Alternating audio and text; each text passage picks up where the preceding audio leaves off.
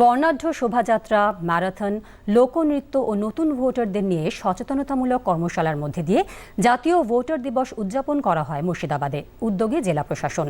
শোভাযাত্রায় পা মেলান জেলা শাসক রাজর্ষি মিত্র। সচেতনতামূলক কর্মশালা অনুষ্ঠিত হয়।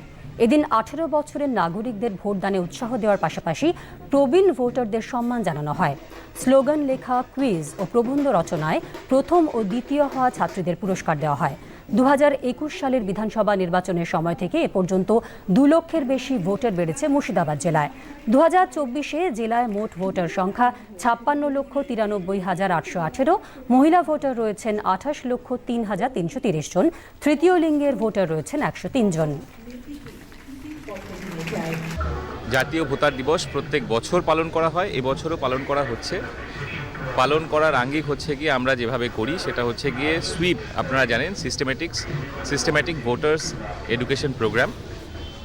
সেটাতে আমরা নতুন ভোটার তাদেরকে ভোটদান প্রক্রিয়ার মধ্যে সংযুক্ত করার বিভিন্ন রকম প্রয়াস করা হয়।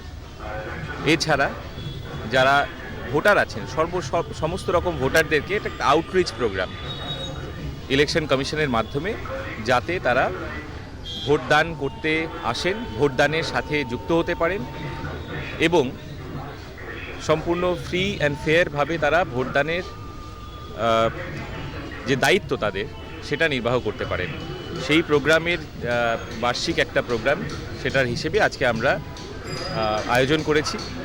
এছাড়াও ইলেকটোরাল রোল, যা ভোটারদের যে রোল হয়, সেই রোলের কাজ সংক্রান্ত বিভিন্ন কাজের সাথে যুক্ত সমস্ত আধিকারিকদের তাদেরকে অ্যাপ্রিসিয়েট করা, তাদেরকে উৎসাহিত করা, এই সমস্ত কাজও আজকের দিনে করা হয়। এই পুরো প্রোগ্রামটা আমরা আজকে মুর্শিদাবাদ জেলা প্রশাসনের পক্ষ থেকে আয়োজন করেছি।